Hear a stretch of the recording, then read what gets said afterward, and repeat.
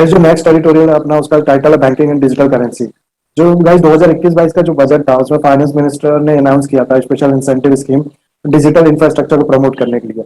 और इस साल गाइस ये फील हुआ है कि जो वर्चुअल डिजिटल एसेट्स है जैसे कि क्रिप्टो करेंसी वगैरह, इनको रेगुलेट करना जरूरी है, क्योंकि बहुत ज्यादा अनरेगुलेटेड अगर हो जाएगा ये तो इसके थ्रू काफी इलीगल काम भी हो सकता है, तो इसलिए रेगुलेट करना उसे काफी जरूरी है। और हम लोग गाइस स्पीच में ये भी बोला गया है इस साल की बजट की स्पीच में कि India is one of the most efficient payment market. और अगर हम लोग जो इकोसिस्टम है डिजिटल पेमेंट का और जो पेमेंट मार्केट का उसका अगर हम लोग इंप्रूव कर ले तो इससे क्या होगा, इससे बूस्ट मिलेगा रिसर्च इनोवेशन एक्सेट्रा इन फिनटेक टेक्नोलॉजीज को।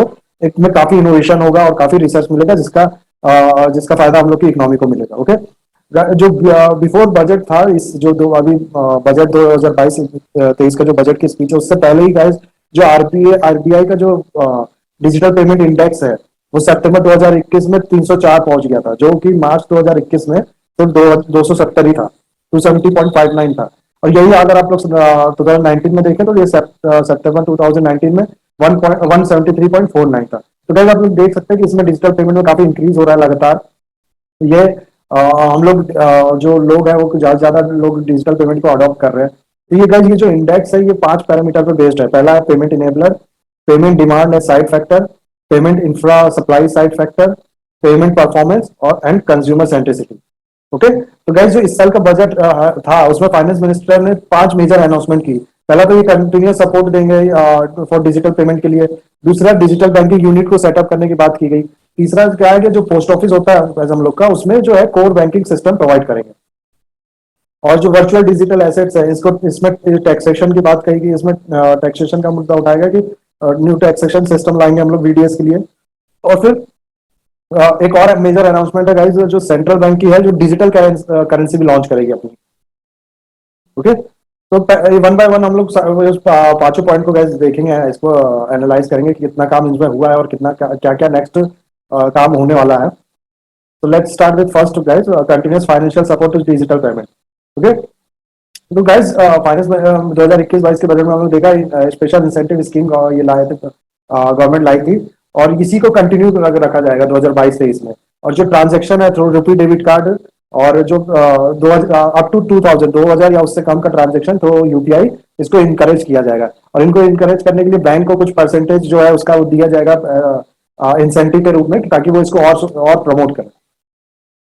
गाइस ये स्कीम अप्रूव किया गया था दिसंबर 2021 में, लॉन्च हुआ था अप्रैल 2021 में। 1300 करोड़ अलॉटेड थे इस साल का जो इसका वो है अमाउंट, वो अभी तक डिसाइड नहीं किया गया।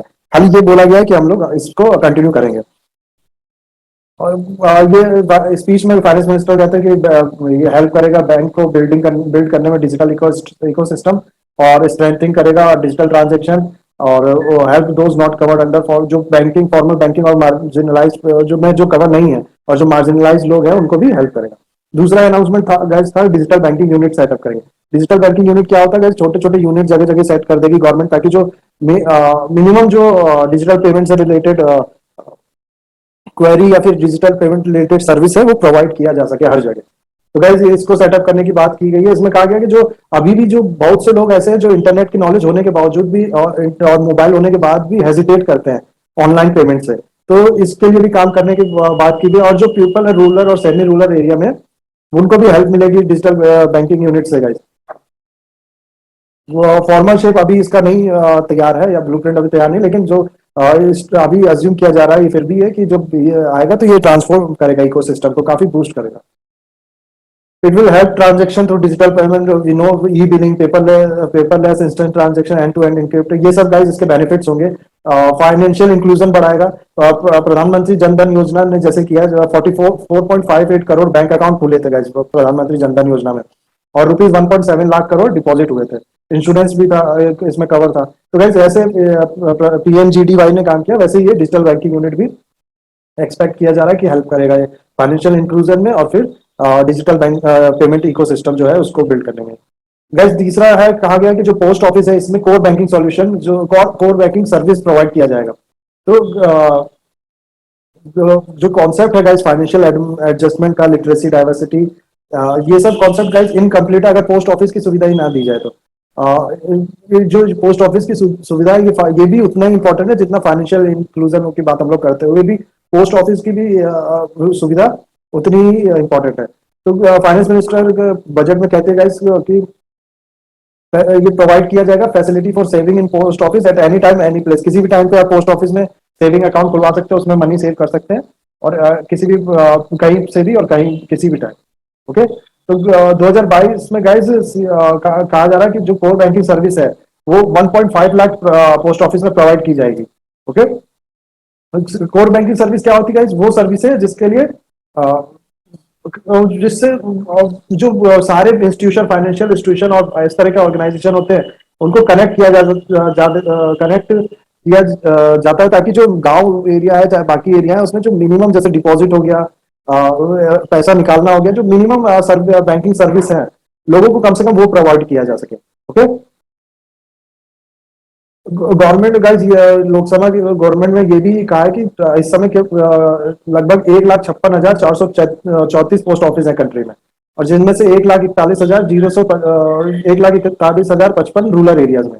ओके, और जो 25,006 पोस्ट ऑफिस हैं इनमें से, उसमें से कोर बैंकिंग उनमें core banking service already provide की जा चुकी है, और जो 25,109 पोस्ट ऑफिस में को कंप्यूटराइज किया जा चुका है, और 1,29,238 पोस्ट ऑफिस ऐसे हैं जिसमें handle point of sale machine का यूज किया जाता है सर्विस प्रोवाइडिंग में। तो गाइज ये बता रहा है कि पोस्ट ऑफिस को धीरे धीरे मॉडर्नाइज किया जा रहा है और आगे भी किया जाएगा। ओके, नेक्स्ट जो इंपॉर्टेंट अनाउंसमेंट है वो है taxation on VDA, virtual digital asset. तो गैस 30% का हम लोग बार पहले भी देख चुके हैं, 30% का टैक्स लगाया गया है वर्चुअल डिजिटल एसेट्स में, प्लस 1% का टीडीएस भी काटा जाएगा अगर ये सर्टेन अमाउंट से, इसकी जो वैल्यू है ट्रांजेक्शन की वो सर्टेन अमाउंट से ऊपर हो। अगर गिफ्ट कोई गिफ्ट के रूप में रिसीव कर रहा है बिटकॉइन या फिर क्रिप्टो करेंसी, तो मार्केट वैल्यू के हिसाब से उसको टैक्स किया जाएगा। ये सब भी देख लीजिएगा, कोई अलग चीज नहीं लिखी कि हाई रिस्क फैक्टर होने की वजह से, नो अकाउंटेबिलिटी होने की वजह से, अननोन सोर्स ऑफ ऑरिजिन होने की वजह से इसका काफी रिस्क इन्वॉल्व है, जिसकी वजह से इनको मॉनिटर करना या फिर मेंटर रेगुलेट करना इंपॉर्टेंट था। तो इसका मतलब ये नहीं है कि इसको लीगल कर दिया गया है, इसको याद रखिएगा आप लोग, इसका मतलब ये नहीं है कि इसको लीगल कर दिया है। ये लीगल करना है या नहीं करना, ये डिस्कशन अभी चल रहा है, बट ये है कि इसको इस पर टैक्स लगाया जा चुका है और इसको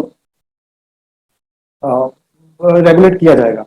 सेंट्रल बैंक का लास्ट अनाउंसमेंट है, सेंट्रल बैंक की डिजिटल करेंसी की बात की गई है कि सेंट्रल बैंक अपना खुद का डिजिटल करेंसी लाएगी।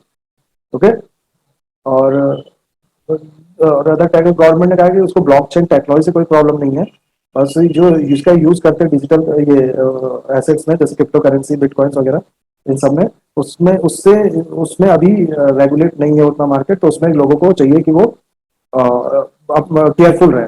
बाकी ब्लॉकचेन टेक्नोलॉजी से कोई प्रॉब्लम नहीं है, इसलिए यही टेक्नोलॉजी यूज करके आरबीआई लॉन्च करेगी सेंट्रल बैंक डिजिटल करेंसी, और ये अब 2022-23 से आ जाएगा। इसके लिए आरबीआई एक्ट 1934 में अमेंडमेंट भी किया गया थ्रू फाइनेंशियल बिल।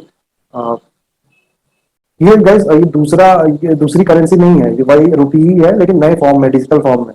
ओके, इस समय गाइस नाइजीरिया में वैलिड है सेंट्रल बैंक की digital currency, plus 8 Caribbean countries ऐसी हैं जिसमें काम चल रहा है, प्लस 87 कंट्रीज ऐसी हैं जो जो रिप्रेजेंट करती है 90% ऑफ जीडीपी, और वो इसको 90% ऑफ जीडीपी वो इस पे काम कर रही है, प्लस 14 कंट्रीज जैसे चाइना और साउथ कोरिया भी इंक्लूडिंग है इसमें, उनमें पायलट प्रोजेक्ट पे digital currency digital currency use किया जा रहा है, मतलब पायलट प्रोजेक्ट पे है। ओके,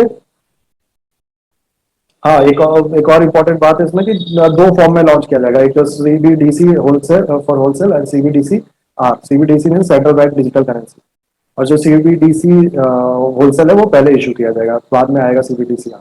ओके, गैस तो ये इतना ही था इस एडिटोरियल में।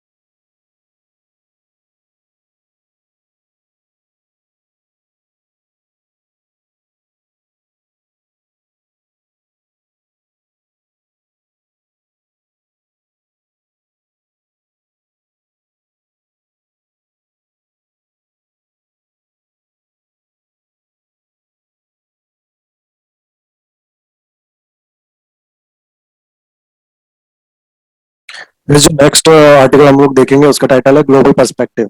ये गाइस जो इंडिया जो है सिक्स्थ लार्जेस्ट इकोनॉमी हम लोग को पता है, जो फास्टेस्ट ग्रोइंग इकोनॉमीज है, और अमंग लार्जर इकोनॉमी, जो दुनिया की जो बड़ी बड़ी इकोनॉमीज है उनमें से इंडिया है जो वो फास्टेस्ट ग्रो, लार्ज इकोनॉमी तो है ही, प्लस फास्ट बहुत तेजी से ग्रो भी कर रहा है अभी। और बट स्टिल गाइस ये मिडिल इनकम ग्रुप कंट्रीज है। मिडिल जो इन सब के बाद भी अभी भी ये मिडिल इनकम ग्रुप कंट्री है। जो पर कैपिटा इनकम है एक साल का, वो है यूएस 2000 US डॉलर। ओके। जो मीजर जो अनाउंस किए गए बजट में वो हेल्प करेगा इंडिया को बिकम कॉम्पिटिटिव ग्लोबली। तो कौन कौन सा मीजर अनाउंस किए गए हम लोग ये देख लेते हैं। जो बजट 2022 और 23 का जो बजट है गाइस, वो फोकस करता है स्ट्रेंथनिंग इकोनॉमिक फाउंडेशन में और ग्रोथ पोटेंशियल अटेंड करने के लिए। और ये पॉलिसी पाथवे जो इंफ्रास्ट्रक्चर के लिए शुरू से गवर्नमेंट लगी हुई है, उसी लाइन में कंटिन्यूटी है। लॉजिस्टिक की बात की गई है इसमें, लॉजिस्टिक इंप्रूवमेंट की, ताकि हम लोग जो मैन्युफैक्चरर्स हैं, इंडियन मैन्युफैक्चर, उनका जो कॉम्पिटिटिवनेस है वो बढ़ा सके। और leveraging digital opportunity important mention है guys इस बजट में। also these priority have been taken into account through fiscal support as well as broader policy framework। इन सब के लिए guys जो ये मेंशन किया अभी हम लोग ने, इसके लिए फिजिकल सपोर्ट की और ब्रॉडर पॉलिसी फ्रेमवर्क की बात की गई है। ओके गाइस, जो हम लोग का ओवर आर्चिंग एम्बिशन है to set on the virtuous path of enhance competitiveness plus public sector facilitate growth in private sector. Okay. ये जो वो है कि कंपटीशन, हम लोग को अपने आप का कंपटीशन बढ़ाना है, प्लस पब्लिक सेक्टर जो है फैसिलिटेट करे प्राइवेट सेक्टर को, ताकि लोगों के पब्लिक गुड के लिए और फिर पूरी इकोनॉमी की, पूरी जीडीपी का जिससे फायदा हो। ओके। तो बजट 2022 जो है गाइस, वो दो चीज में बैलेंस बनाने की बात करता है। फर्स्ट, कोविड-19 हम लोग को जैसे पता है, उसने पूरे वर्ल्ड को वो कर दिया, हिला के रख दिया। थर्ड वेव अभी भी एक चैलेंजेस है। तो कंजप्शन हम लोग का पता है गाइस कि अभी भी 3% बिलो है 2019-20 के लेवल पे से। जो 2019-20 में जो कंजप्शन था अभी भी उससे बिलो है। तो ये गाइस एक बहुत नेगेटिव न्यूज है, अभी भी ये 3% बिलो होना। कि इससे क्या होगा, हम लोग जो जीडीपी ग्रो हम लोग का रेट है वो अभी भी स्टेगनेंट रहेगा अभी भी, उसकी वजह से कंजम्पशन, क्योंकि गाइस बहुत बड़ा फैक्टर होता है जीडीपी के ग्रोथ में। और जो बहुत से सेक्टर है गाइस, वो अभी भी रिवाइव नहीं कर पाया उसी लेवल पे, जो कोविड की जो मार है अभी भी झेल रहे हैं। और जो कॉन्टैक्ट इंटेंसिव ट्रेड होते हैं, जैसे हॉस्पिटल्स हो गए और होटल्स वगैरह हो गए, टूरिज्म सेक्टर हो गया, ये सब गाइस अभी भी 10% से बिलो 10% है। ओके। और कॉन्टैक्ट कॉन्टैक्ट इंटेंसिव ट्रेड जो है स्टिल बिलो 10%। ज्यादातर डिमांड एंड सप्लाई साइड जो है वो रिबाउंड कर चुका है और 2019 का लेवल पास कर चुका है। जैसे कि गवर्नमेंट कंजम्पशन 11% अप है 2019 के लेवल से। और सेकंड इंपेरेटिव जो है गाइस, वो जो 7% का जो हम लोग का पुराना ग्रोथ रेट था उसको दोबारा अचीव किया जाए। हम लोगों ने देखा था कि उससे पहले ही, कोविड से पहले ही हम लोग का ग्रोथ रेट 4% हो चुका था, ड्यू टू सम उस समय जो इशू थे, जैसे कि ऑटो ऑटो सेक्टर में प्रॉब्लम्स था और भी बहुत से प्रॉब्लम्स थे, जिसकी वजह से कोविड के पहले ही हम लोग 4% के रेट पे थे। तो सेकेंड इंपॉर्टेंट इंपेरेटिव है जो हम लोग अचीव करना चाहते हैं, वो जो पुराना हम लोग का ग्रोथ रेट है 7% का, वो अचीव करना चाहते हैं। ओके। यहाँ आप लोग देख सकते हैं एग्रीकल्चर सेक्टर, जो ये लाइन है, ये जो 2019 का की वैल्यू है। एग्रीकल्चर सेक्टर जो है वो 2019 का वैल्यू जो लेवल था वो क्रॉस कर चुका, माइनिंग क्रॉस कर चुका, मैन्युफैक्चरिंग, इलेक्ट्रिसिटी, कंस्ट्रक्शन बिल्कुल वहीं पर है। ट्रेड, होटल एंड ट्रांसपोर्ट, अभी भी लोग टूरिज्म में उतना नहीं पार्टिसिपेट कर रहे हैं, और ट्रेड होटल्स वगैरह में नहीं उतना वो कर रहे हैं, तो ये लेवल अभी भी लो है। फिर फाइनेंशियल और रियल एस्टेट ये भी क्रॉस कर चुका है, बाकी सब लगभग क्रॉस कर चुके हैं और करने वाले। टोटल जो ग्रॉस वैल्यू एडिशन है वो भी हम लोग का उसी लेवल पे है लगभग। ओके। डिमांड साइड का हम लोग देख लेते हैं। डिमांड साइड कम, जो प्राइवेट कंजप्शन है वो अभी भी 3% लो है, हम लोग ने देखा। तो इसलिए ये प्राइवेट कंजप्शन अभी भी लो। इन्वेस्टमेंट जो है ये 2019 का लेवल क्रॉस कर चुका है। गवर्नमेंट कंजप्शन 11% अप है, और एक्सपोर्ट्स ऊपर है 2019 के लेवल से। 2019 में अगर ये देख लें हम लोग कितना ऊपर है, लगभग 10% का एक्सपोर्ट, 10% ऊपर है एक्सपोर्ट्स। और इंपोर्ट्स भी ऐसे ही 12-13%, और जीडीपी टोटल उससे 2019 के लेवल से क्रॉस कर चुकी है। ओके। जो बजट है गाइस, इसने पुश किया मैन्युफैक्चरिंग इंडस्ट्रीज को पुश करने की कोशिश की है। तो किसके थ्रू, हम इंफ्रास्ट्रक्चर पे काम करके, जैसे गति शक्ति प्रोजेक्ट है हम लोग को पता है, जो अलग जो अलग अलग मिनिस्ट्री है, इनको से एक साथ मिलकर इंटीग्रेट प्लानिंग करने की बात की गई है। उससे क्या होगा, जो लॉजिस्टिक कॉस्ट है वो कम होगा, उससे जो मैन्युफैक्चरिंग इंडस्ट्रीज हैं उनको बढ़ावा मिलेगा। तो इसलिए मैन्युफैक्चरिंग को पुश करने की बात की गई है इसी तरह से। और जो सोलर मैन्युफैक्चरिंग है इसके लिए 19,500 करोड़ अलोकेट किया गया है under scheme of PLI, production link incentive मिलेगा इन लोग को।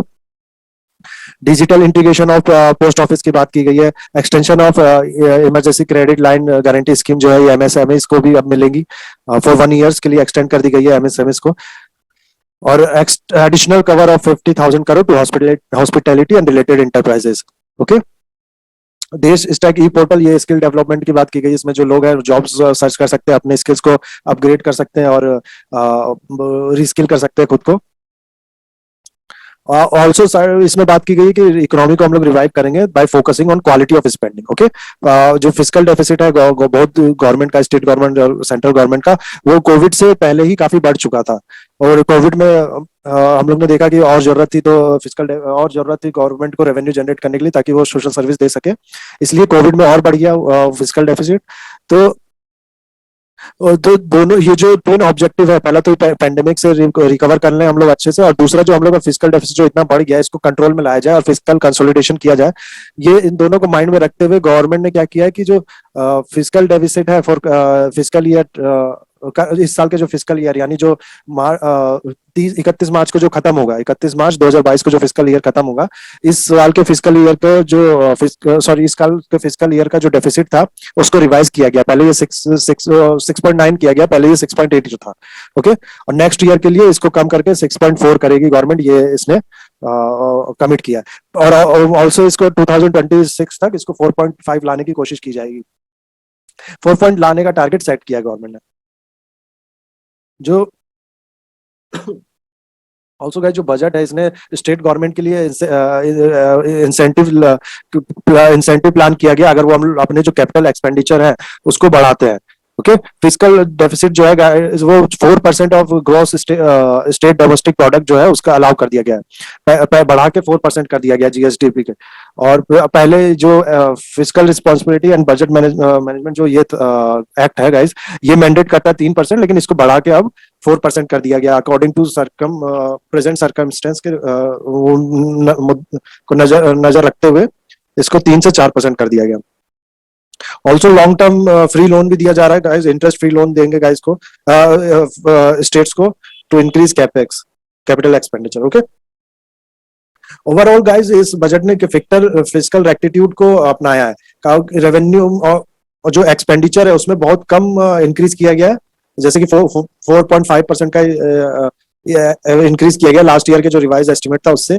और जो रिवेन्यू एक्सपेंडिचर है गाइस हम लोग को तो उसको लगभग फ्लैट रखा गया। जो रेवेन्यू एक्सपेंडिचर है उसको बहुत हद तक फ्लैट रखा गया, जितना लास्ट ईयर एक्सपेंडिचर था इस बार भी लगभग उतना ही करने का बात की गई है। एक्सपेंडिचर है उसको इंक्रीज करने की बात की गई है up to 24% of revised estimate in 2021 और 22 का जो एक्चुअल एक्सपेंडिचर था कैपिटल के लिए उससे 24% इंक्रीज करने की बात की गई है। ओके, और जो पॉलिटिकल सेंसिटिव सब्सिडीज थी गाइस उनको खत्म करने की बात की गई है, उसको कम करने की बात की गई है। और जो कंजर्वेटिव रेवेन्यू प्रोजेक्शन किया है वो बहुत कंजर्वेटिव किया गया है कि ज्यादा नहीं, हम लोग इतना ही पैसा जनरेट करेंगे। तो 9.5% का इंक्रीज रखा गया टैक्स रेवेन्यू में एंड 14% का decline in non tax revenue में। ओके, जो आने वाले साल में जो 3 इंपॉर्टेंट इश्यूज हैं वो ज्यादा फोकस उस तरफ होना जरूरी है गवर्नमेंट का। वो 3 इशू है। पहला है गाइस शार्प फिजिकल कंसोलिडेशन करने की बात की गई है। जो फिजिकल डेफिसिट उतना बढ़ चुका है उसे कम करने का जो टारगेट है वो किया जाएगा। इंडिया के जो इकोनॉमी है गाइस हम लोग जानते हैं इसके फंडामेंटल्स स्ट्रांग है, बट स्टिल जो अभी का जो हम लोग का डेब्ट टू जीडीपी रेशियो है वो लगभग 68% तक है, और जो physical deficit through GDP ratio है वो 7% है। ये दोनों ही गाइस अगर हम लोग जो कम्पिटिटर्स हैं हम लोग के इंडिया के उससे कंपेयर करें तो ये दोनों ही बहुत ज्यादा है। ओके, बहुत ज्यादा या उन लोग से थोड़ा ज्यादा है। जो टैक्स रेवेन्यू है as a share of GDP वो बहुत स्टैग्नेंट रहा है, और या फिर बहुत थोड़ा उसमें बढ़ा हुआ है। जो रिकरेंट एक्सपेंडिचर है जैसे कि जो कमिटेड होता है, जो गवर्नमेंट का डिस्क्रिशनरी नहीं होता है कि जो गवर्नमेंट चाहे बंद कर दे, वो होता है गाइस, वहां पर गवर्नमेंट का सबसे ज्यादा पैसा जाता है। ओके, जबकि कैपिटल एक्सपेंडिचर जहां असली में जाना चाहिए, जहां से गवर्नमेंट के एसेट्स बढ़ते, वहां पर केवल 3.5% ऑफ जीडीपी जाता है। और ये जो गैप है गाइज, इसमें जितना जाना चाहिए कैपिटल एक्सपेंडिचर में प्लस और जितना एक्चुअल में जाता है, ये जो गैप है इसकी कोविड की वजह से और ज्यादा बढ़ गया है। दूसरा इंपॉर्टेंट इशू है गाइज जो यहाँ काफी हेल्प कर सकता है अगर सॉल्व कर दिया किया जाए, ये है कि जो इंडिया जो कंट्री है, इसको ग्लोबल वैल्यू चेन में एक अच्छी पोजीशन पे खड़ा करना जरूरी है। ग्लोबल मार्केट जो है गाइज वो 30%, 30 टाइम्स ज्यादा है इंडिया की इकोनॉमी से। जबकि इंडिया लास्ट डिकेड में हम लोग को पता है हर साल लगभग 7% का ग्रोथ रेट था इंडिया का। हम लोग अभी केवल 1.5% ऑफ जो गुड सप्लाई होते हैं उसका केवल 1.5% सप्लाई करते हैं, और जो सर्विसेज है उनमें हम लोग का शेयर केवल 3.5% है। हम लोग इतना ही सप्लाई कर सकते की करते हैं अब तक। इसको अगर बढ़ाया जाए तो हम लोग जो ग्रोथ रेट है उसको काफी अच्छा अचीव किया जा सकता है। 7%, 8% का ग्रोथ रेट अचीव किया जा सकता है, और अगर बिना इस पे काम किए वो ग्रोथ रेट अचीव कर पाना लगभग नामुमकिन है। और एक और तीसरा पॉइंट जो है गाइस, जो United nation conference of trade and development है, इसकी एक रिपोर्ट है 2005 की। इसने है कि जो सक्सेसफुल कंट्रीज थी उनको उनको डीप स्टडी करने के बाद ये रिपोर्ट में लिखा कि जो फॉरेन मार्केट और जो डोमेस्टिक सप्लाईज होते हैं, ये दोनों ही इंपॉर्टेंट है फास्टर इकोनॉमिक ग्रोथ के लिए। और कंट्रीज विच एक्सपोर्टेड सक्सेसफुली, वो कंट्री जो सक्सेसफुली एक्सपोर्ट करती है, उनमें एक चीज बहुत कॉमन है कि वो उनका जो पोर्टफोलियो है वो डाइवर्स है। कोई ऐसी चीज नहीं है कि एक ही चीज बहुत ज्यादा एक्सपोर्ट करी है, उनका पोर्टफोलियो डाइवर्स है, अलग अलग चीज का एक्सपोर्ट करती हैं वो लोग। तो हम लोग को भी ये जरूरी है कि हम लोग का एक्सपोर्ट हो, हम लोग जो परसेंटेज ऑफ गुड्स सप्लाई करते हैं उसमें इंक्रीज हो, प्लस जो डाइवर्स पोर्टफोलियो हो हम लोग का भी। ओके। और ऑल्सो जो गाइस, जो ट्रांसपोर्ट इंफ्रास्ट्रक्चर, मैक्रो इकोनॉमिक्स और institutional environment and FDI receive, इन सब पे भी काम करना बहुत ज्यादा जरूरी है, ताकि एक पॉजिटिव इमेज क्रिएट की जा सके इंडियन मार्केट की और इंडियन मैन्युफैक्चर प्रोडक्ट्स की। ओके। अदर फैक्टर जो इंपॉर्टेंट है गाइस, वो बिजनेसेस के पास फ्लेक्सिबिलिटी होनी चाहिए, और उनको मींस टू एडजस्ट होना चाहिए capacity, mean to adjust capacity, relocate resource, global demand as required by global demand dynamics. Competitive exchange rate होना चाहिए, और वर्किंग कैपिटल का अवेलेबल होना चाहिए, क्रेडिट फ्लो इजी होना चाहिए, कॉम्पिटिटिव एक्सचेंज रेट वही लिखा है गाइस।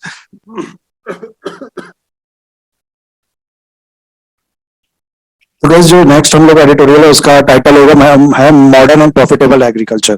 इंडिया का जो गाइस एग्रीकल्चर सेक्टर है, फोरमोस्ट सेक्टर। हम लोग ने देखा कि कोरोना के टाइम पे भी जहाँ बाकी सेक्टर बंद लगभग बहुत ज्यादा नेगेटिव में चले गए थे, और वही जो एग्रीकल्चर सेक्टर है वो कोरोना में भी पॉजिटिव रहा, और सीमलेस सप्लाई इसने मेंटेन रखा। फूड की कमी नहीं हुई कहीं भी। प्लस जो ना केवल domestic demand plus global demand भी जो था उसको भी सपोर्ट किया।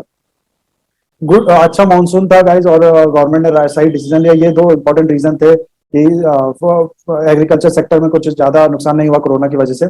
जो 2020-21 है गाइज, इसमें जो एनुअल ग्रोथ रेट था एग्रीकल्चर का वो 3.6% था। जो 2021-22 है ये बढ़ के 3.9% हो गया। अभी के लिए हम लोग जानते हैं जो एग्रीकल्चर है वो लार्जेस्ट एम्प्लॉयर है वर्कफोर्स में। लगभग 50% लोग इसमें एम्प्लॉयड है। प्लस जो इसका एग्रीकल्चर सेक्टर है, इसका जो हम लोग की इकोनॉमी में 18.8% ये कंट्रीब्यूट करता है ग्रॉस वैल्यू एडिशन में देश की। ऑल्सो गाइस, जो इसके एलाइड सेक्टर है उनका भी अलग इंपॉर्टेंस है, वो भी काफी कंट्रीब्यूट करते हैं इकोनॉमी में। जो पेंडेमिक के बाद जो एग्रीकल्चर है गाइस, वो एक तरह से लीड प्लेयर इमर्ज हुआ है इकोनॉमी के लिए और इंक्लूसिव डेवलपमेंट के लिए। गाइस, इसी की वजह से जो बजट है 2022-23 का, इसमें जो एलोकेशन है एग्रीकल्चर सेक्टर के लिए लगभग हम लोग देखेंगे हर सेक्टर के लिए, सॉरी हर स्कीम्स के लिए और हर प्रोग्राम के लिए बढ़ाया गया है। जो टोटल एग्रीकल्चर के लिए एलोकेशन वो 4.5% तक बढ़ा दिया गया है।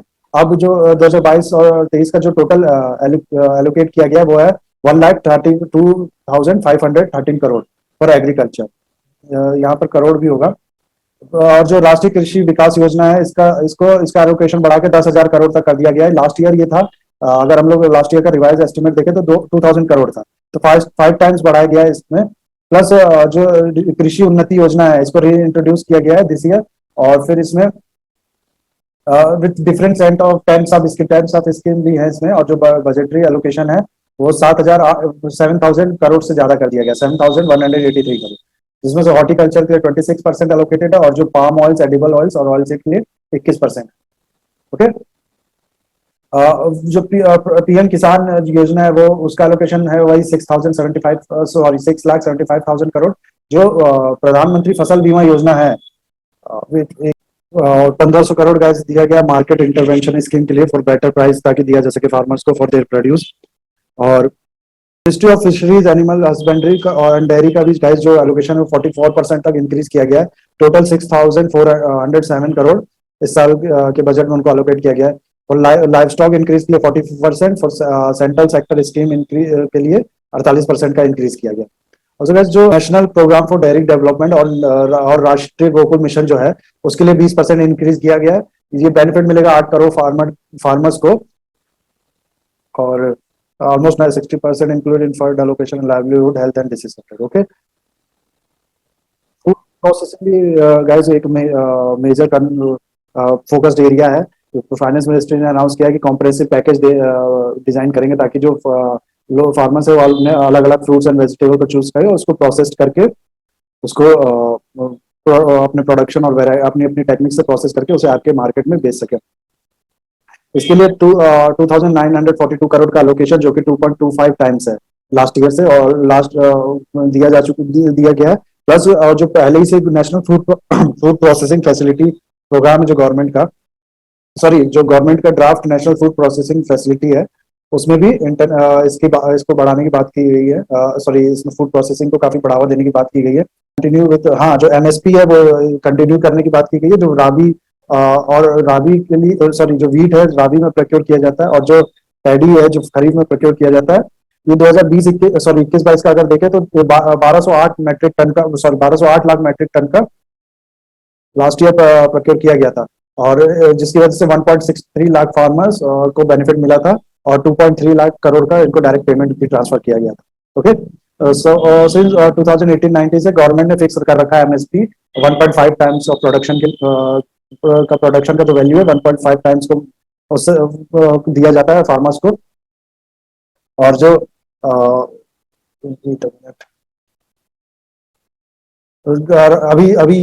अभी ये केवल 22 मैंडेटेड क्रॉप है उसके लिए फिक्स किया जाता है, जिसमें से 14 जो राबी है और जो 6 खरीफ की फसल है और 2 कमर्शियल क्रॉप्स है। इन 22 क्रॉप्स के लिए एमएसपी दिया जाता है। और एफसीआई जो फूड कॉर्पोरेशन ऑफ इंडिया और जो डेजिग्नेटेड स्टेट जो एजेंसीज होती है वो इसे प्रोक्योर करती है, स्टोर करती है और सब्सिडाइज रेट पे सप्लाई करती है। ओके, गवर्नमेंट जो फार्म क्रेडिट टारगेट है वो भी बढ़ा दिया गया, 18 लाख करोड़ कर दिया गया है। पहले ये टारगेट 16.5 लाख करोड़ था लास्ट बजट में, अब इतने लाख करोड़ का लोन क्रेडिट दिया जाएगा फार्मर को। आत्मनिर्भर भारत के अंडर 2.6 करोड़ किसान क्रेडिट कार्ड ऑलरेडी दिए जा चुके हैं। 2.7 करोड़ ऑलरेडी दिए जा चुके हैं अंडर किसान credit card, plus 14 lakh fresh किसान क्रेडिट कार्ड इशू किए जाएंगे एनिमल हस्बेंड्री और डेयरी फार्मिंग के लिए। ओके, और 2.7 करोड़ फार्मर्स को किसान क्रेडिट कार्ड का बेनिफिट ऑलरेडी मिल चुका है। अब 14 लाख और किसान क्रेडिट कार्ड इशू किए जाएंगे एनिमल हस्बेंड्री और डेयरी फार्मिंग के लिए। Okay, toward high tech revolution. तो बहुत से मीजर्स इसमें इस साल के बजट में मेंशन किया गया ताकि जो हाईटेक टेक्नोलॉजी है इसका फायदा दिया जाए किसान को। सबसे मेन इंपॉर्टेंट फोकस था ड्रोन की ओर, और फाइनेंस मिनिस्टर कहते हैं कि ये अगर ड्रोन का जो यूज है, फाइनेंस मिनिस्टर का कहना है कि ड्रोन का जो यूज है वो डिजिटाइजेशन ऑफ लैंड रिकॉर्डिंग और promoted for crop assessment, spraying, insecticide and nutrients, सबको एग्रीकल्चर एंड फार्मर वेलफेयर है उसको गाइडलाइन दिया गया है कि वो इसको और अफोर्डेबल बनाए। ड्रोन की जो टेक्नोलॉजी है इसको और अफोर्डेबल बनाए ताकि ज्यादा से ज्यादा फार्मर इसका एडवांटेज ले सके। ओके, तो गाइस इसके लिए क्या किया जाएगा, इसके लिए जो ICAR है इसको 100% और 10 लाख की फंडिंग दी जाएगी ड्रोन परचेज के लिए। और KVK और स्टेट एग्रीकल्चर यूनिवर्सिटी इनको भी इतनी फंडिंग दी जाएगी। प्लस और जो फार्मर प्रोड्यूसर ऑर्गेनाइजेशन है इनको 75% जो कॉस्ट पड़ेगा उसको वो दिया जाएगा। और जो कस्टम हायरिंग सेंटर है इनको 40% या फिर 4 लाख रुपए जो भी कम होगा वो दिया जाएगा ड्रोन परचेज से। Okay, also to counter constraint at ground level proliferation of technology, एक स्कीम प्लान किया गया पब्लिक प्राइवेट पार्टनरशिप के अंदर, जिसमें जो कंस्ट्रेंट होते हैं जो ग्राउंड लेवल पे उसको सॉल्व किया जाएगा और फार्मर्स को ड्रोन का यूटिलाइजेशन और ड्रोन के यूज कर पाना फार्मर्स के एडवांटेज के लिए, और इसको इजी बनाया जाएगा। ओके, ऑल्सो स्टार्टअप भी, इसकी वजह से स्टार्टअप भी प्रमोट्स होंगे इसमें, तो ये काफी अच्छा स्टेप है गाइस, जो फार्मर्स को भी बेनिफिट मिलेगा और नई जॉब्स भी क्रिएट होंगी और स्टार्टअप भी प्रमोट होंगे। ओके, फाइनेंस मिनिस्टर का स्टेटमेंट है कि activities for this startup is to support FPO machine to farmers and rental basis and tech and IT support. This strengthen online startup development और ये वही लिखा है जो ये जो स्टार्टअप होंगे ये फार्मर्स को मशीन देंगे रेंटल बेसिस पे, टेक और आईटी सपोर्ट देंगे, और ongoing startup development programme है, इसको भी सपोर्ट मिलेगा इससे। तो ऑल्सो ऑर्गेनिक फार्मिंग पे गवर्नमेंट का काफी टाइम से फोकस है गाइस, तो इस बजट में भी इसको फोकस दिया गया है। जो फर्स्ट बात किया गया, जो फर्स्ट फेज में क्या करेगी गवर्नमेंट, जो गंगा के इर्द गिर्द जो 5 किलोमीटर का कॉरिडोर है, इसमें ऑर्गेनिक फार्मिंग प्रमोट करेंगे पहले। इससे क्या होगा गाइस, जो सॉइल फर्टिलिटी जो है वो रिस्टोर होगी, जो सॉइल का ऑर्गेनिक मैटर है वो रिस्टोर होगा, प्लस एग्रीकल्चर जो सस्टेनेबल होगा। हम लोग इन्वायरमेंट को डैमेज नहीं करेंगे, इन्वायरमेंट और आसपास के जो रिवर एरियाज है इसको डैमेज नहीं करेंगे एग्रीकल्चर के लिए, तो ये सस्टेनेबल एग्रीकल्चर होगा, plus cost effective and climate friendly. Okay, और जो ये बीपीकेटी प्रोग्राम है, परंपरागत कृषि पद्धति भारतीय का कुछ ऐसा इसका फुल फॉर्म है, आप लोग देख लीजिएगा। इसके क्या करता है, ये 1,22,000 का पर हेक्टेयर, ₹1,22,000 पर हेक्टेयर देता है 3 साल के लिए for cluster formation and capacity building. Okay, वह जो 2020-21 का जो फोर्थ एडवांस एस्टिमेट था 2020-21 में, उसने वो क्या था कि उसका जो एस्टिमेट है वो बहुत रिकॉर्ड प्रोडक्शन होगा, 308.65 मिलियन टन की प्रोडक्शन का उसने अनुमान लगाया कि फूड ग्रेन्स इतना प्रोड्यूस करेंगे। तो काफी अच्छी न्यूज है गाइस, ये काफी एक रिकॉर्ड है, तो इतना इंक्रीज, तो काफी अच्छी बात है ये।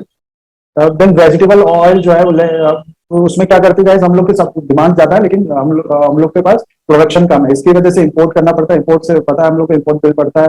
इसलिए गैस क्या किया गया, कॉम्प्रेसिव स्कीम इंप्लीमेंट करने की बात की गई है कि एक कॉम्प्रेसिव स्कीम लाएंगे जिससे इसको प्रमोट किया जाएगा, और जो वेजिटेबल ऑयल्स है इसका प्रोडक्शन प्रमोट किया जाएगा। गवर्नमेंट का ऑलरेडी एक मिशन है 2018-19 से, नेशनल फूड सिक्योरिटी मिशन, इसके अंदर एक अलग कंपोनेंट है ऑयल सीड के लिए। ये कहते हैं कि क्रिटिकल इंटरवेंशन लिया जाएगा ताकि प्रोडक्शन इसमें बढ़ाया जाए, और जो फार्मर्स है उनको सीड्स प्रोवाइड किए जाएंगे, और यह distribution of seeds mini kits of latest high yielding variety के जो सीड्स है वो फार्मर्स को प्रोवाइड किए जाएंगे। तो नेशनल फूड सिक्योरिटी मिशन में ऑलरेडी इसका इससे जो वेजिटेबल ऑयल्स को प्रमोट करने के लिए जो ऑलरेडी एक कंपोनेंट है, प्लस एक कॉम्प्रेसिव स्कीम की भी बात की जा रही है, जो एक नया कॉम्प्रेसिव स्कीम डिजाइन किया जाएगा। ऑल्सो गाइस, जो एक और मिशन है national mission on edible oil palm, अगस्त 2021 में इसको लॉन्च किया गया था। जो ऑयल पाम है वो उसमें क्या होता है गाइस, 10 से 46 गुना ज्यादा ऑयल होते हैं अलग अदर ऑयल सीड्स से। ऑयल पाम्स पे आप देख सकते हैं 10 to 46 times more oil than other, तो इसको प्रमोट किया जाए तो इसका अलग बेनिफिट है गाइस। तो लेकिन जो इन सब के इस सब एफर्ट के बाद ये गवर्नमेंट जो पहले से भी करती जा रही, प्लस इसमें बजट में भी काफी एफर्ट किया गया, जो इरिगेटेड एरिया है इन सब के बाद भी वो केवल अभी भी 49% ऑफ सोन एरिया, यानी ऐसे एरिया जहाँ खेती होती है उनमें केवल 49% एरिया ऐसे ही है जहाँ पानी दिया जा सकता है पंप के थ्रू या फिर दिया जा रहा है। बाकी जो एरियाज है वो डिपेंड है मानसून में और अदर टाइप्स मानसून में और रेन पे डिपेंडेंट है, रेनफेड एरियाज है। और जो पोटेंशियल जो इस यहाँ इंपॉर्टेंस बढ़ जाती है, जो रिवर लिंकिंग प्रोजेक्ट है उसकी, जो फाइनेंस मिनिस्टर ने कहा है जो केन बेतवा प्रोजेक्ट है उसको 44,605 करोड़ ऑलरेडी प्रोवाइड किया जा चुका है, और इसका आउटले इतना तैयार किया जा चुका है, इसका जो इरिगेशन बेनिफिट देगा 9.08 लाख हेक्टेयर लैंड पे, इतने 9.08 लाख हेक्टेयर लैंड को इरिगेशन प्रोवाइड किया जा सकेगा, प्लस ड्रिंकिंग वाटर की सुविधा प्रोवाइड की जाएगी 62 लाख लोगों को, plus 103 megawatt hydro power plant लगाया जा सकता है जिससे इलेक्ट्रिसिटी वगैरह इलेक्ट्रिसिटी जनरेट की जा सकती है, प्लस 227 मेगावाट सोलर एनर्जी भी हम लोग जनरेट कर सकते हैं। ओके, और जो 4300 का जो एलोकेशन है गाइस वो ऑलरेडी किया जा चुका है 2021-22 में रिवाइज एस्टिमेट के अकॉर्डिंग 4300 करोड़ ऑलरेडी दिया जा चुका है। प्लस इस साल का जो एलोकेशन है वो 1400 करोड़ किया गया है इसके लिए। तो ये इतना ही नहीं गाइस, जो 5 अदर रिवर लिंकिंग प्रोजेक्ट उसका भी DPR draft sorry detailed project report तैयार है। वो 5 कौन कौन से प्रोजेक्ट है, जैसे दमन दमन गंगा पिंजल हो गया, पार तापी नर्मदा गोदावरी कृष्णा कृष्णा पेनार पेनार कावरी, ये 5 प्रोजेक्ट्स है, इसका भी डीपीआर तैयार है, इस पर भी काम जल्दी शुरू होगा।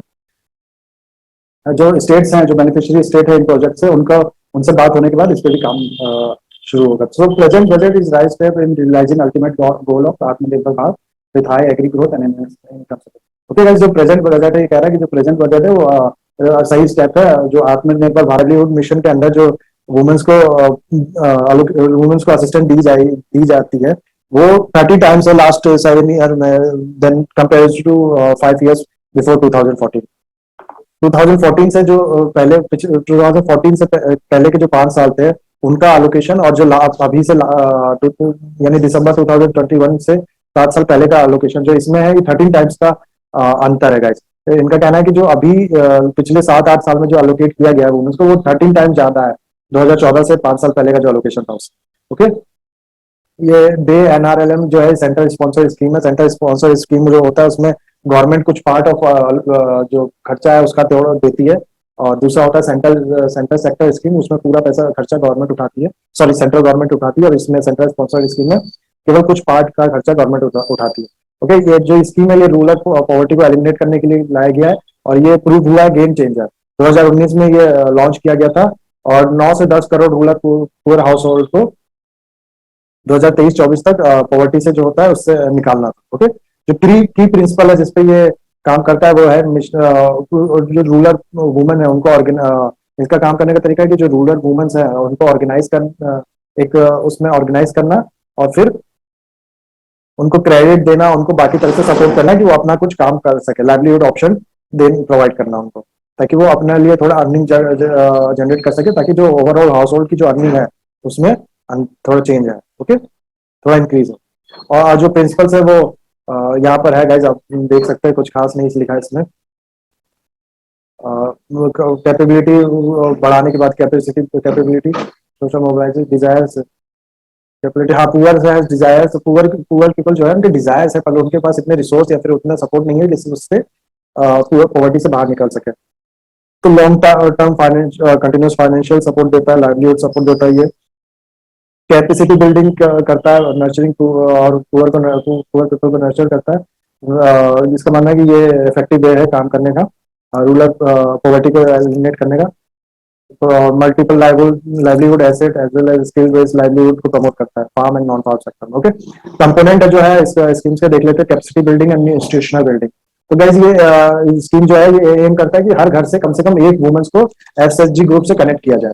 ओके, एक एसएचजी ग्रुप में करीब सॉरी सेल्फ हेल्प ग्रुप में करीब 10 से 15 मेंबर होते हैं। फिर जो 10 से 15 एसएचजी होते हैं वो मिलके एक विलेज ऑर्गेनाइजेशन क्रिएट करते हैं, फिर 10 से 15 विलेज ऑर्गेनाइजेशन मिलकर एक क्लस्टर लेवल फॉरम क्रिएट करते हैं। तो ऐसा हायरार्की और कहते हैं फेडरेशन टाइप का बना हुआ है। तो ये इसका मेन एम है, जैसे कि बताया मैंने, कि कम से कम एक वुमेन को कनेक्ट किया जाए। तो एम है कि कम से कम एक वुमेन हर हाउस होल्ड से कनेक्ट हो, रूरल एरिया में एसएचजी से कनेक्ट हो, और टेक्निकल असिस्टेंस प्रोवाइड करेंगे, फाइनेंशियल असिस्टेंट, और फिर रिसोर्स मार्केटिंग रिसोर्स प्रोवाइड करेंगे ऐसे उनको। और ये फंड प्रोवाइड करता है उसमें दो तरीके से, revolving fund and community investment fund. Community को प्रोवाइड करता है, फिर रिवॉल्विंग फंड प्रोवाइड करता है। और टोटल अब तक ये 16,189 करोड़ का फंड ये प्रोवाइड कर चुका है under both RF and CIF, revolving fund and community investment fund. और जो ये स्कीम है ये अब तक 6,782 ब्लॉक्स में इंप्लीमेंट किया जा चुका है, 706 डिस्ट्रिक्ट और सारे स्टेट और यूटी के मिला के उसके अंदर ये ये स्कीम इंप्लीमेंट किया जा चुका है। सारे स्टेट और यूटी को मिला के, except Delhi and Chandigarh. Delhi and Chandigarh में इसको नहीं इंप्लीमेंट किया गया। ओके, अब तक इतना 8.09 करोड़ फार्मर्स को मोबिलाइज किया जा चुका है, सॉरी रूरल वुमेन्स को मोबिलाइज किया जा चुका है, जिसमें से 73.93 लाख इतने एसएचजी क्रिएट किया जा चुका है। और फिर 4.28 lakh village organization and 2899 cluster level forums create किए जा चुके हैं। ओके, जो कैपेसिटी बिल्डिंग के लिए गाइस है, ये एसएचजी क्या करता है, ये इंटीग्रल अप्रोच अपनाता है। ये क्या करता है कि खुद से ट्रेन करता है ताकि लोगों को, ताकि खुद से अपने लोगों को ट्रेन करता है ताकि वो सीआरपीस बन सके, यानी कम्युनिटी रिसोर्स पॉइंट बन सके, और बाकी लोग को, बाकी मेंबर्स को या फिर बाकी ऐसे एरियाज को सपोर्ट कर सके, जैसे कि banking, agriculture, life stock, fishery and forest areas में, सो फॉरेस्ट सेक्टर में सपोर्ट दे सके। ओके, फाइनेंशियल इंक्लूजन इस स्कीम से बढ़ाना एक इंपॉर्टेंट कंपोनेंट है इसमें। ये दोनों तरह से काम करता है, डिमांड भी बढ़ाता है प्लस सप्लाई भी प्रोवाइड करता है। डिमांड बढ़ाता है लिटरेसी और कैटेलिटिक कैपिटल देता है, ताकि जो कैपिटल दिया जाता है वो बैंक अकाउंट के थ्रू या फिर अलग बैंकिंग सर्विस के थ्रू दिया जाता है, और लिटरेसी प्रोवाइड करता है, जिससे क्या होता है कि डिमांड बढ़ती है फाइनेंशियल इंक्लूजन की। बस सप्लाईज के लिए ये फाइनेंशियल अलग जो इंस्टीट्यूशंस है और फाइनेंशियल सेक्टर के जो इम्पोर्टेंट प्लेयर सर्विस प्रोवाइडर है उनसे बात करता है, और जो बिजनेस कॉरेस्पॉन्डेंट है उनको साथ में लेके ये सप्लाई प्रोवाइड करता है ये बैंकिंग सर्विस की जो okay. Inclusion plan primarily provided by enabling SSG to be link to the bank. तो सबसे पहले तो एसएसजी को लिंक किया जाता है बैंक से, जिसके से अपने आप इंक्लूजन बढ़ता है। सबसे पहला स्टेप है इंक्लूजन की ओर, यहीं से आ जाता है कि एसएसजी को बैंक से लिंक किया जाता है, और फिर सारे वो फाइनेंशियल सर्विस को एक्सेस कर सकते हैं। अब तक 32 लाख से ज्यादा एसएसजी है जो सेल्फ हेल्प ग्रुप, उनको 82,092 करोड़ का लोन दिया जा चुका है। फिजिकल जो 2021-22 का जो साल था, इसमें 32 लाख एसएसजी थे, जिनको एसएसजी को 82,092 का करोड़ का क्रेडिट दिया जा चुका था। और दिसंबर 2021 तक जो अब तक टोटल हो जाएगा, ये 32 लाख केवल 2021-22 का था। सॉरी, अब तक जो 32 लाख एसएचजी हैं जिनको 42,000 का क्रेडिट दिया जा चुका है इन दो फिजिकल ईयर 2021 और 22 में। और जो दिसंबर 2021 तक टोटल अब तक का, जब से ये स्कीम है तब तक का 4.61 लाख करोड़ का क्रेडिट दिया जा चुका है। ओके, ये 82,092 ये केवल फिजिकल ईयर 2021 और 22 का। गाइस, एक चीज और देखी गई है, जो इन क्रेडिट दिया जाता है इसमें एनपीए बहुत कम है, नॉन परफॉर्मिंग एसेट जो बहुत कम इंपॉर्टेंट सब कंपोनेंट है डे एनआरएलएम का, जिसका नाम है महिला किसान सशक्ति परियोजना। 2011 में स्टार्ट किया गया था। इसका जो मेन ऑब्जेक्टिव है वो है कि सिस्टमेटिक इन्वेस्टमेंट करना, ताकि जो ये वुमेन्स है इनकी प्रोडक्टिविटी बढ़ाया जाए और इनको भी सस्टेनेबल लाइवलीहुड प्रोवाइड किया जाए। ओके, तो इसका की ऑब्जेक्टिव है, देख सकते हैं आप लोग, कुछ खास नहीं है, वही जो उसका होगा दीनदयाल अंत्योदय योजना का, वही इसका भी होगा। तो मैनेजर कैपेसिटी बढ़ाना, अनफोल्डिंग क्लाइमेट चेंज में women to better access to service, government जो सर्विस प्रोवाइड करती है उसका better access, food and nutrition security, skill and capability provide करना, ये सब इंपॉर्टेंट हुआ है, कोई खास नहीं है। तो 3 ब्रॉड फोकस थेमेटिक एरिया है महिला किसान सशक्ति परियोजना का, ये देख लेते हैं हम लोग। इसमें पहला है सस्टेनेबल एग्रीकल्चर, दूसरा है नॉन टिम्बर फॉरेस्ट प्रोड्यूस, तीसरा वैल्यू चेन डेवलपमेंट। तो lively stock intervention integrated with sustainable, ये सस्टेनेबल एग्रीकल्चर है, इसमें लाइवलीहुड जो लाइफ स्टॉक जो है इसको भी इंक्लूड किया गया, नॉन टिम्बर फॉरेस्ट प्रोड्यूस और सस्टेनेबल एग्रीकल्चर। अब तक 1.47 लाख जो वुमेन फार्मर्स है वो कवर की जा चुकी है इसमें एमकेएसपी में। और कस्टम हायरिंग सेंटर अलग अलग जगह पे वेरियस प्लेस पे एस्टेब्लिश किया जा चुका है। और जो ये क्या करता है, एग्रीकल्चर इक्विपमेंट प्रोवाइड करता है वुमेन्स को, ताकि ये जो एग्रीकल्चर है उसको एग्रीकल्चर जो है उसको कर सकें वुमेन, जो एग्रीकल्चर जो खेती करने में उनको सपोर्ट करता है। जो अब तक है 22,800 सीएससी एस्टेब्लिश किए जा चुके हैं, lead to natural and organic farming. Okay, formation of local group and organic certified spread over longer period, even then only recover. Okay, जो लोकल ग्रुप और ऑर्गेनिक सर्टिफिकेशन ये काफी टाइम से हो रहा है, लेकिन अभी भी केवल 2,41,961 ही कवर किए गए इसमें। ओके, कलेक्टिव सपोर्ट क्या मिलता है कि मार्केट एक्सेस मिलता है, ministry of rural facilitate promotion of women own producer collective जो इनको दिया जाता है, जो कलेक्टिव होते हैं वुमेन ओन प्रोड्यूसर कलेक्टिव जो होते हैं, इनको मिनिस्ट्री ऑफ रूरल डेवलपमेंट ये सपोर्ट प्रोवाइड करती है। प्रमोट करती है इनको। जो स्किल्स क्या होगा, मैनेजरियल कैपेसिटी, इनमें मैनेजरियल स्किल्स जो होगी ये वुमेन्स में बढ़ती है।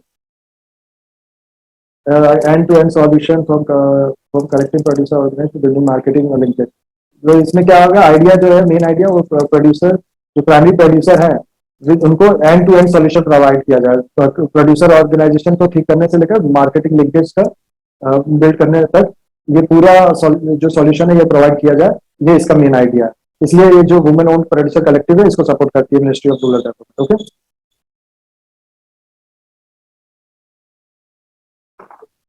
Foundation for development of rural value chain, इसको स्टैब्लिश किया जा रहा है विद टाटा ट्रस्ट के सपोर्ट के, टाटा ट्रस्ट के सपोर्ट के साथ।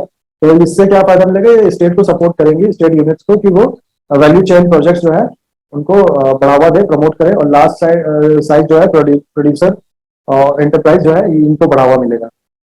ओके,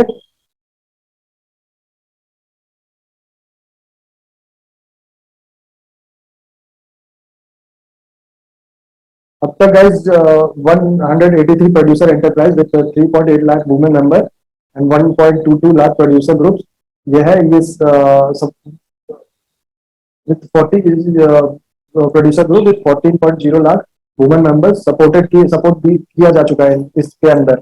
ओके, अगला इंपॉर्टेंट कंपोनेंट है guys startup village entrepreneurship program. तो ये भी सब कंपोनेंट है इसका। Mentorship, seed capital, training and capacity, business support service, business and technical aspect, ये सब प्रोवाइड किया जाएगा इसके जाता है इसके अंदर। और टोटल 1,86,000 1,86,576 स्टार्टअप जो है इसके अंदर सपोर्ट किए जा चुके हैं। 576 स्टार्टअप जो इसके अंदर सपोर्ट किए जा चुके हैं, जो 23 डिस्ट्रिक्ट और यूटी के अंदर। आजीविका ग्रामीण एक्सप्रेस योजना, इसमें जो है कनेक्टिविटी प्रोवाइड की जाएगी, कम्युनिकेशन सॉरी ट्रांसपोर्टेशन की जो सुविधा है वो प्रोवाइड की जाती है रिमोट विलेज में। और जो बस और वो सब बस और जो अलग व्हीकल होते हैं वो ओन करते हैं, एसएचजी ओन करती है वो। Okay, vehicle own and operated by member of SHG network, SHG own करती है, उसके मेंबर जो होते हैं वो इसको ऑपरेट करते हैं, including access to market, education and health reside. इससे क्या होगा, लोग स्कूल जा और भी सुविधा मिलेगी लोगों को, जैसे मार्केट जाना हो गया, एजुकेशन हो गया, हेल्थ के टाइम पे हो गया, इन सब में जब ट्रांसपोर्टेशन बढ़ जाता है तो ये सुविधा भी लोगों को मिल पाती है।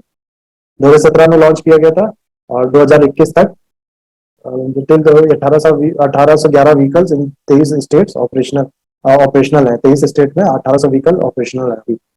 ई मार्केटिंग को प्रमोट करने की बात की गई गाइस, सॉरी, ई मार्केटिंग को प्रमोट करना इसमें आज इंपॉर्टेंट कंपोनेंट है। जो सरस कलेक्शन है, इसमें क्या है गाइस, जो एक्सक्लूसिव जो कलेक्शंस है एसएचजी के द्वारा बनाए गए, उनको जो गवर्नमेंट ई मार्केट प्लेस है उस पर लॉन्च किया जाएगा और वो उनको मार्केट एक्सेस प्रोवाइड किया जाएगा। ओके, जो बहुत से स्टेट है, असम, बिहार, एमपी, सिक्किम, केरला, और इसमें पहले से ही स्टेप ले चुकी हैं। जो मिनिस्ट्री ऑफ रूरल डेवलपमेंट ये खुद से प्लान कर रही है एक नया पोर्टल बनाने की। पार्टनरशिप कन्वर्जेंस फॉर लाइवलीहुड, ये भी इसका इंपॉर्टेंट कंपोनेंट है। क्या है गाइस, जो ये रूरल पीपल को पॉवर्टी से बाहर निकालना और लोगों को लाइवलीहुड देना, ये छोटा मोटा काम तो है नहीं, तो बहुत बड़ा इनॉर्मस एफर्ट लगेगा। इसलिए इसमें एक इंपॉर्टेंट कंपोनेंट है कि ये जो ये स्कीम है, ये अलग अलग प्रोग्राम जो है मिनिस्ट्री ऑफ रूरल डेवलपमेंट के और मिनिस्ट्रीज ऑफ सेंट्रल गवर्नमेंट और स्टेट गवर्नमेंट की, इनके साथ एक कन्वर्जेंस का रूम ओपन रखा गया है कि अलग अलग स्कीम के साथ ये मिलकर काम करेंगे प्रोग्राम में, और उससे ताकि ज्यादा से ज्यादा बेनिफिट प्रोवाइड किया जा सके रूरल वुमेन्स को और रूरल पीपल पॉपुलेशन को। जो रिस्पॉन्स टू पेंडेमिक, ये भी काफी अच्छा एक कंपोनेंट था इसका, ये भी काफी अप्रिशिएट किया गया है। जो पेंडेमिक के टाइम है, इन्हें काफी अवेयरनेस प्रमोट किया है। और टोटल 16,000 इतना वैल्यू का आप लोग देख सकते हैं मास्क बनाया है इस एसएचजी सेल्फ हेल्प ग्रुप के द्वारा। इतना equipments, protective equipments plus sanitizer, इतना लीटर सैनिटाइजर प्लस इतना कम्युनिटी किचन मैनेज कर रही है एसएचजी। और more than 5.5 crore SHG member जो है वो ट्रेन किए गए हैं COVID prevention and option behaviour. Okay, and mobilization of vaccine infrastructure. तो 75 साल ऑफ इंडिपेंडेंस जो है, आजादी का अमृत महोत्सव जो लॉन्च किया गया, ये इसमें taken step through day NRLM, जो डे ये जो स्कीम है इसके थ्रू स्टेप लिया जा चुका है वुमेन को एम्पावर करने का रूरल एरिया में बट अभी भी बहुत कुछ अचीव करना बाकी है. ओके, बहुत ज्यादा एफर्ट अभी भी बाकी. तो दैट्स इट.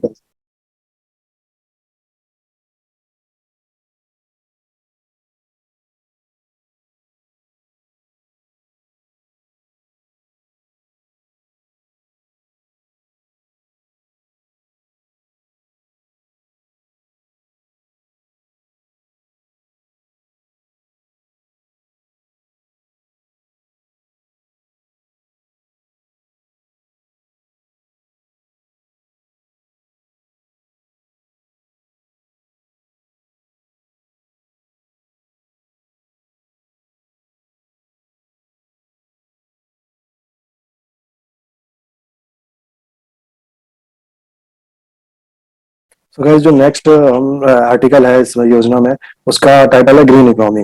ओके, जो फाइनेंस मिनिस्टर थी, इनका जो बजट स्पीच था, उनमें उसमें इसने कहा था कि क्लाइमेट चेंज जो है वो हाईएस्ट एक्सटर्नल नेगेटिविटी है इंडिया के लिए. सबसे ज्यादा प्रॉब्लम क्रिएट करने वाली जो एक्सटर्नल फैक्टर है वो ये क्लाइमेट चेंज ही है. ओके, और गवर्नमेंट जो है वो कमिटेड है लो कार्बन फुटप्रिंट के लिए, और implementation of clean energy policy and air pollution को टारगेट करने के लिए लार्ज सिटीज में ये गवर्नमेंट का कमिटेड है इन कामों में. और गाइस, जो एनसीएपी है, नेशनल क्लीन एनर्जी प्रोग्राम 2019 में जो लाया गया था, इसको 3 साल हो गया है, लेकिन फिर भी क्या देखा गया, जो बहुत से जो सिटीज है, टारगेटेड सिटीज, उसमें केवल मार्जिनल डिक्रीज हुआ है, और बहुत ही कम डिक्रीज हुआ है एयर पॉल्यूशन में. ओके, तो इसका main one of the main reason है गाइस, जो स्टेट गवर्नमेंट है, इसका जो एक्सपेंडिचर है वो काफी इनसफिशिएंट रहा है. और ऑल्सो जो रेगुलेटरी इंस्टीट्यूशंस है, इनको भी स्ट्रेंथन करने की जरूरत है, बहुत सेंटर और स्टेट लेवल पे. ओके, इस साल के बजटरी एलोकेशन की अगर हम लोग बात करें गाइस, तो 2021-22 में क्या हुआ था कि 2869 करोड़ दिया गया था ministry of environment, forest and climate change को, जो कि रिवाइज्ड एस्टिमेट, जो बजट एस्टिमेट था उससे 12% कम दिया, डिक्रीज था इसमें. ओके, जो इस साल का एलोकेशन है वो देख सकते हैं हम लोग, 3030 करोड़ का दिया गया, जो कि 5% इंक्रीज है. ओके, प्लस रिडक्शन भी किया गया है काफी towards environment, forest and wild life. इसमें 96 करोड़ का रिड्यूस किया गया. Establishment expenditure at centre reduce by 75.5 crore. Control of pollution reduce by 80 crore. ये कुछ इंपॉर्टेंट मेंशंस हैं उसके बारे में, जो पैसा दिया गया है मिनिस्ट्री को, उसमें जो उसके जो डिफरेंट प्रोग्राम्स उसमें कितना रिडक्शन किया गया. ओके, तो climate change action plan 30 crore इस साल भी दिया गया है. जो पिछले साल का था उस साल भी 30 करोड़ था. और जो पॉल्यूशन के कंट्रोल के लिए है, वो लास्ट ईयर गाइस वो दिया था 470 करोड़, इस साल है 460 करोड़. ओके, एनसीएपी है, नेशनल क्लीन एयर प्रोग्राम, इसके इसके में कितना एलोकेशन किया गया उसका कोई मेंशन नहीं है बजट में. बट ये जो हैजार्डस सब्सटेंस मैनेजमेंट प्रोग्राम है, इसको 4.5 करोड़ इसका एलोकेशन है. लास्ट ईयर ये था 6 करोड़, जो रिड्यूस होकर 4.5 करोड़ कर दिया गया. Okay, R&D for conservation and development scheme का, इसका भी 4.75 किया गया, जो लास्ट ईयर से कम है, लास्ट ईयर से रिड्यूस किया गया. ऑल्सो जो सेंट्रल पॉल्यूशन कंट्रोल बोर्ड है, इसका 100 करोड़ ही रखा गया. लास्ट ईयर भी इसका 100 करोड़ ही एलोकेशन था. और जो ये मिशन है, national mission for green India, इसका 361 करोड़ इस बार इसको दिया गया है. लास्ट ईयर इसको दिया गया था 290 करोड़. ओके, प्रोजेक्ट टाइगर की अगर हम लोग बात करें तो 2021 में इसका जो था टोटल अलोकेट किया गया था 220 करोड़. बजट एस्टिमेट में बोला गया था 250 करोड़, लेकिन अलोकेट किया गया था 220 करोड़, और इस साल इसको बढ़ा के 300 करोड़ कर दिया गया. ऐसे जो प्रोजेक्ट एलिफेंट है, इसका 33 करोड़ था लास्ट ईयर, इस साल बढ़ा के इसको 35 करोड़ कर दिया गया. Okay, national tiger conservation authority, ये जो अथॉरिटी है टाइगर को कंजर्व करने के लिए काम करती है, टाइगर की पॉपुलेशन को, इसका स्टैटिक रखा गया 10 करोड़ इस साल भी. और national coastal management, coastal mission जो है उसके लिए 195 करोड़ दिया गया इस साल. लास्ट ईयर ये था 200 करोड़, तो 5 करोड़ का इसमें भी रिडक्शन किया गया. जो पीएलआई स्कीम है, प्रोडक्शन लिंक इंसेंटिव स्कीम, ये उसके लिए 1950 करोड़ दिया गया फॉर सोलर पीवी मॉड्यूल है ये बनाने के लिए, जो फोटोवोल्टिक जो सेल्स बनते हैं सोलर, उसके लिए सोलर सोलर प्लेट, वो सोलर पैनल्स के लिए वो बनाने के लिए 1950 करोड़ का दिया गया under PLI scheme. High efficient fully integrated manufacturing unit setup करने के लिए. Okay, from polysilicon to solar PV mode. Green economy को फाइनेंस मिनिस्ट्री ने सनराइज इकोनॉमी कहा गया. और ऑल्सो अनाउंस्ड कि सर्कुलर इकोनॉमी जो है वो प्रोडक्टिव इन्वेस्टमेंट और जॉब क्रिएशन में काफी हेल्प करेगा। और गाइस एक और इम्पोर्टेंट इनिशिएटिव लिया गया जो बैटरी स्वैपिंग पॉलिसी है, ये लेके आई है गवर्नमेंट। इसमें क्या होगा, जैसे आपकी कोई इलेक्ट्रिक व्हीकल है तो अगर आप उसको चार्ज करने में जाएंगे तो एक बहुत बड़ी प्रॉब्लम देखी जा रही है कि जो चार्जिंग में जो टाइम लगता है वो कम से कम 30 मिनट से लेकर 1 घंटे तक टाइम लग सकता है। तो इसके लिए एक डिफरेंट टोटली डिफरेंट एक सॉल्यूशन लाया गया कि आप जाइए कि जहाँ पर ये सुविधा उपलब्ध है वहां पर बैटरी स्वैपिंग पॉलिसी की, और अपनी बैटरी निकालिए और फिर नई बैटरी उसमें लगा लीजिए और नई रिचार्ज बैटरी लगा लीजिए अपनी ड्रेन बैटरी निकाल के। तो ये इस तरह से एक सॉल्यूशन देखा जा रहा है उसके लिए। तो इसके लिए गवर्नमेंट बैटरी स्वैपिंग पॉलिसी लेके आई है। इससे क्या होगा कि जो एंग्जाइटी है ईवी इंडस्ट्री को लेके ये कम होगा। एक चीज और मेंशन की गई है बजट में, जो कि इंफ्रा जो है इंफ्रास्ट्रक्चर, ये इसका काफी इंपॉर्टेंस है। जो इलेक्ट्रिक व्हीकल्स है इसका इसमें काम अगर हम लोग को बढ़ाना है तो इंफ्रास्ट्रक्चर बहुत जरूरी है उसके लिए। और ये लिखा है कि इंफ्रास्ट्रक्चर का जो रोल है वो काफी है, इसलिए इंफ्रास्ट्रक्चर को बढ़ाना चाहिए इसमें। और एक और इनिशिएटिव है गाइस, जो अनब्लेंडेड पेट्रोल है इसमें ₹2 पर लीटर का जो एडिशनल एक्साइज ड्यूटी लगा रही है गवर्नमेंट, ये अक्टूबर 2022 से लगेगा। और एवरेज ब्लेंडिंग पेट्रोल है जो सोल्ड किया जाता है बाय स्टेट कंपनीज, इसको अभी 8% है, इसको प्लान किया गया कि 2025 तक 20% किया जाएगा। बट प्रॉब्लम क्या है, जो इथेनॉल है इसकी अवेलेबिलिटी हर जगह बराबर नहीं है।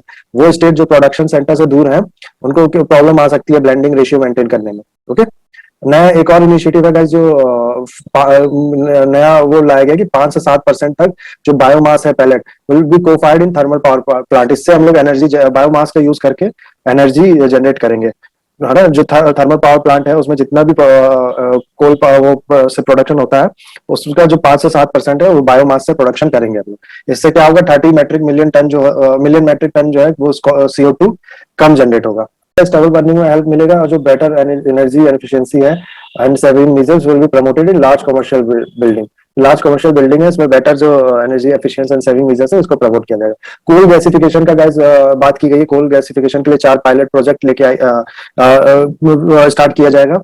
जो कोल है इसको कन्वर्ट किया जाए सिनगैस में। कोल गैसिफिकेशन बेसिकली यही होता है कि कोल को जो स्टीम और ऑक्सीजन के इन्फ्लुएंस में ब्लोन किया जाता है, और जो जो गैस प्रोड्यूस होती है उसको सिंगैस जो कहते हैं, और उस गैस का यूज करके हम लोग इलेक्ट्रिसिटी जनरेट करते हैं। तो इसको कोल गैसिफिकेशन कहा जाता है। तो इसका यूज करने से फायदा ये होता है कि कम पॉल्यूशन क्रिएट होता है। जो CO2 है जो CO2 रिलीज है इसकी मात्रा कम हो जाती है। ओके, प्लस क्या है गाइस कि सर्कुलर इकोनॉमी जो है, सर्कुलर इकोनॉमी कहते हैं, जैसे मम्मी गाइस क्या होती है कि कोई चीज मान लीजिए आपने खरीदी और उसको यूज किया, कोई चीज आपने यहाँ खरीदी फिर उसको यूज किया और फिर उसको रिसाइकल करने वाले को दे दिया। अब रिसाइकल वाले ने क्या किया, अपना जो प्रोसेस करके उसको मॉडिफिकेशन जो जरूरत है या फिर रिसाइकल किया पूरा, और फिर किसी ने उसको खरीदा, फिर उसको यूज किया गया, फिर वो दे दिया गया रिसाइकल वाले को। ऐसे जो क्रिएट होता है इसको जो इकोनॉमी क्रिएट होती है इसको सर्कुलर इकोनॉमी कहते हैं। तो सर्कुलर इकोनॉमी को जो कहा गया कि प्रोडक्टिविटी बढ़ाने में हेल्प करेगा इन सस्टेनेबल मैनर। तो action plan already for 10 sector already तैयार किया जा चुका है। फर्दर जो प्रोड्यूसर रिस्पॉन्सिबिलिटी है 10 सेक्टर उसको भी इंक्रीज किया जा चुका है। 10 सेक्टर के लिए किया जा चुका है। प्रोड्यूसर रिस्पॉन्सिबिलिटी होता है कि जिसने प्रोड्यूस किया है प्रोडक्ट है जिसका, उसकी रिस्पॉन्सिबिलिटी है कि उसको रिसाइकल करे। तो 10 सेक्टर के लिए प्रोड्यूसर रिस्पॉन्सिबिलिटी क्रिएट की जा चुकी है कि तुम्हारा ही रिस्पॉन्सिबिलिटी है रिसाइकल करो और दोबारा यूज में लाओ, और वेस्ट जनरेशन ताकि मिनिमम हो सके। तो और इससे क्या होगा गाइस, जो सस्टेनेबल स्टार्टअप है इसको अपॉर्चुनिटी मिलेगी कि स्टार्टअप इस लाइन में और हो सके। प्लस जो कार्बन फुटप्रिंट है इसमें कमी आएगी। ओके, तो CSC जो है guys, centre for science and environment, इसका कहना है कि कोल गैसिफिकेशन है ये एक्चुअली प्रोड्यूस करेगा मोर CO2 कम देन कन्वेंशनल कोल के कंपैरिजन से। और जो ये है कोल गैसिफिकेशन ये कॉस्टलियर भी है than conventional power plant. Okay, तो नीड क्या है गाइस, नीड है कि रिसर्च एंड डेवलपमेंट हो इस एरिया में, ग्रीन इकोनॉमी के एरिया में, प्लस रिक्रूटमेंट ऑफ प्रोफेशनल जिनके पास नॉलेज है उनका रिक्रूटमेंट हो, उनका नॉलेज का इस्तेमाल किया जाए।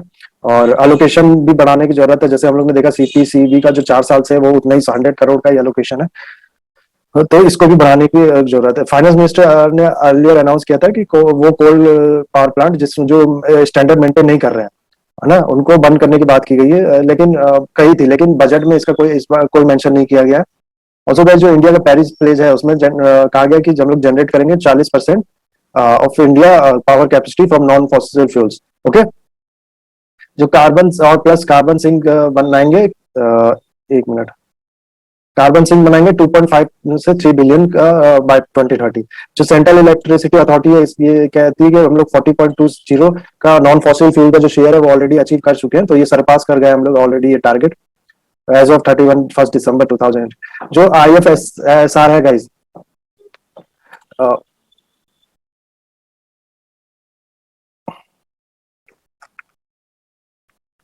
एक मिनट,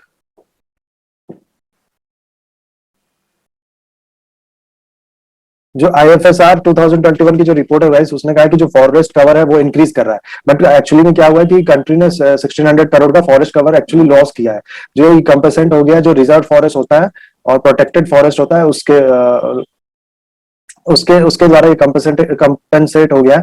और जो लार्ज इंक्रीज है, जो ये इंक्रीज बता रही है IFSR, इसमें जो लार्ज इंक्रीज है वो दरअसल है प्लांटेशन, जो एरिया प्लांटेशन के अंदर लाया है उनके थ्रू। जो एक्सपर्ट्स कहते हैं कि ये कोई सब्स्टिट्यूट नहीं है जो नेचुरल फॉरेस्ट में के लिए। नेचुरल फॉरेस्ट का जो है उसको सब्स्टिट्यूट नहीं किया जा सकता है प्लांटेशन से। तो ये एक्चुअली ये उतना जो मैंने IFSR की रिपोर्ट में जो कहा गया है कि फॉरेस्ट कवर इंक्रीजिंग, ये कोई बहुत पॉजिटिव रिजल्ट नहीं है गाइस। एक्चुअली में हम लोग ने लॉस किया है। और जो 1000 स्क्वायर किलोमीटर का फॉरेस्ट है नॉर्थ ईस्ट में, ये अभी पता चला था हम लोग को कि 1000 स्क्वायर किलोमीटर का फॉरेस्ट जो है वो लॉस हो चुका है नॉर्थ ईस्ट में। तो ये काफी कंसर्न वाली बात है। ऑल्सो जो GIM has to be aggressively implemented, जो GIM है इसको चाहिए एग्रेसिवली इम्प्लीमेंट करना, ताकि जो स्टेट्स है through out the state with quality planting material. Okay, इसको इम्प्लीमेंट करें through out state with quality planting material के थ्रू इसको इम्प्लीमेंट करना जरूरी है गाइस। रिसर्च एक्टिविटी को भी इंक्रीज करना जरूरी है। तो दैट्स इट।